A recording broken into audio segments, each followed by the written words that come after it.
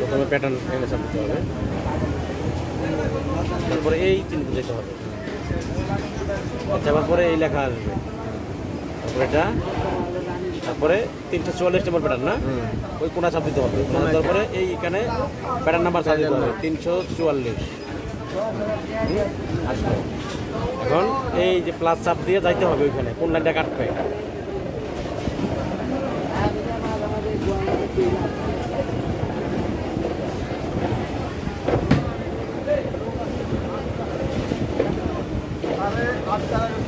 আমি কাটবো, হ্যাঁ এই যে সিএল আছে না, এটা চাপ দেবো, কেটে গেল গা।